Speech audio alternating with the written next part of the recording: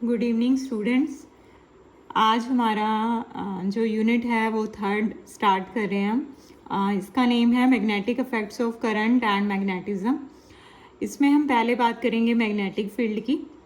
तो अपने को पता ही है कि जो चुंबक है उसके अराउंड मैग्नेटिक फील्ड प्रोड्यूस होता है। बचपन में आपा ने देखा ही है कि जब एक चुंबक को हम दूसरे चुंबक के पास लेके आते थे तो हम उसको चिपका के देखते थे, हम देखते थे कि उनके बीच में अट्रैक्शन है और रिपल्शन भी हमने फील किया है।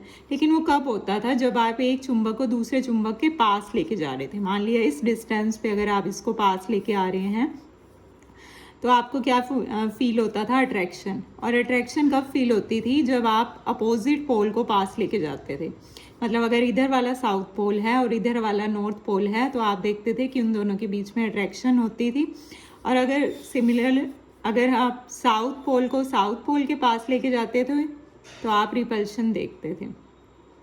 ये हमने पहले देखा हुआ है, हमने ये बात की हुई है कि जो चुंबक है उसके अराउंड मैग्नेटिक फील्ड प्रोड्यूस होता है।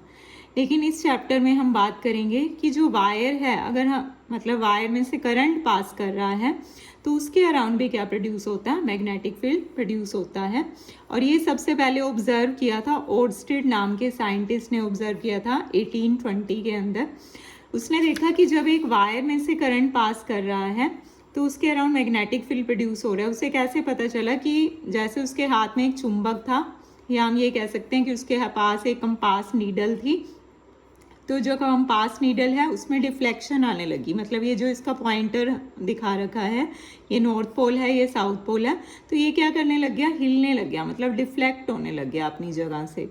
जिससे उसको पता चला कि इसमें क्या है, इसके अराउंड क्या प्रोड्यूस हो रहा है? मैग्नेटिक फील्ड प्रोड्यूस हो रहा है। सिमिलरली उसने ये भी ऑब्जर्व किया कि वायर में अगर करंट की डायरेक्शन को हम रिवर्स करते हैं तो ये जो नीडल है इसकी जो डिफ्लेक्शन है वो भी क्या हो जाती है? रिवर्स हो जाती है। और उसने ये भी ऑब्जर्व किया कि अगर हम वायर में करंट की वैल्यू को बढ़ा देते हैं, मान लिया पहले 1 एम्पियर करंट फ्लो कर रहा था तो डिफ्लेक्शन आई, और मान लिया अगर उसने 2 एम्पियर करंट कर दिया तो जो डिफ्लेक्शन है वो ज़्यादा होगी। मतलब जो डिफ्लेक्शन है वो 2 एम्पियर वाले में ज़्यादा है 1 एम्पियर वाले से। ठीक है, तो जो ये ब्रांच थी जिसके बारे में हम स्टडी कर रहे हैं इसको बोला जाता है electromagnetism. The branch of physics which deals with the magnetism due to electric current. जैसे आपको नाम से ही पता चल रहा है, इलेक्ट्रोमैग्नेटिज्म मतलब magnetism due to electric current. ठीक है, तो branch of physics which deals with the magnetism due to electric current is called electromagnetism. इससे पहले हम जो सेकंड यूनिट है उसमें पढ़ चुके हैं करंट इलेक्ट्रिसिटी, हमारी यूनिट का नेम था। तो हम कह सकते हैं कि the branch of physics which deals with the charges in motion.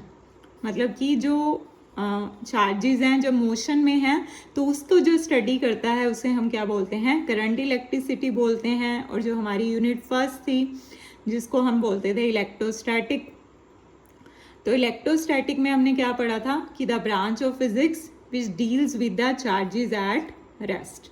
तो आपने ने पढ़ा ही था कि जैसे ये हमने चार्ज लिया हुआ है तो चार्ज के अराउंड क्या प्रोड्यूस हो जाता है? Electric field.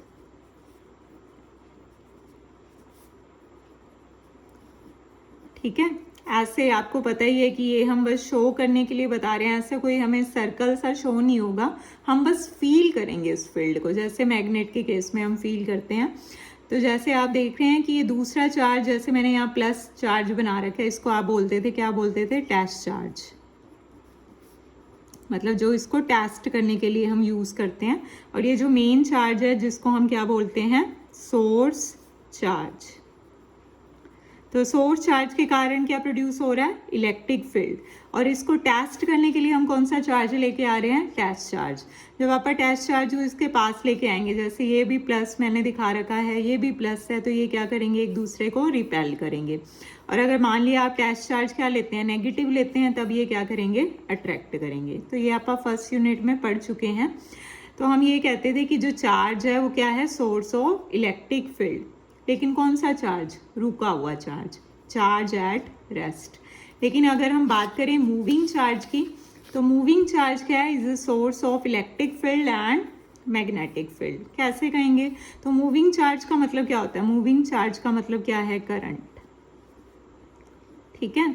तो current is a source of electric field and magnetic field. अभी हमने कहा कि जो करंट है उसके कारण तो मैग्नेटिक फील्ड प्रोड्यूस कर रहा है, तो हम ये कैसे कह रहे हैं कि इलेक्ट्रिक फील्ड भी है और मैग्नेटिक फील्ड भी है। इसकी वजह है, जैसे फॉर एग्जांपल हम एक सर्किट ले रहे हैं, मान लिया ये वायर है, वायर का कुछ ना कुछ मतलब रेजिस्टेंस भी होगा, मैंने यहाँ पे बैटरी लगा दी, ठीक है, और यहाँ पे मान लिया मैंने स्विच लगा दिया। स्विच अभी क्या है, ये ओपन दिखा दिया मैंने, तो करंट तो फ्लो नहीं कर रहा। और मान लिया मैंने स्विच को बंद कर दिया, तो करंट हमारा सर्किट में फ्लो कर रहा है। तो करंट जब फ्लो करेगा, आपको पता ही है पॉजिटिव टू नेगेटिव हमारा करंट फ्लो करता है, तो हमारा क्या प्रोड्यूस हो गया, मैग्नेटिक फील्ड। लेकिन मान लिया किसी रीज़न से ये जो वायर है या जो ये स्विच है ये काम करना बंद कर गया, तो करंट क्या हो जाएगा, रुक जाएगा। करंट रुक गया मतलब चार्ज क्या हो गया, रुक गया। तो चार्ज रुक गया तो अब कौन सा फील्ड प्रोड्यूस हो जाएगा, इलेक्ट्रिक फील्ड। तो इसलिए हम कह रहे हैं कि जो मूविंग चार्ज है, मतलब जो सर्किट में हमारा करंट है, वो किसका सोर्स है, इलेक्ट्रिक फील्ड का भी और मैग्नेटिक फील्ड का। तो आज के लिए इतना ही।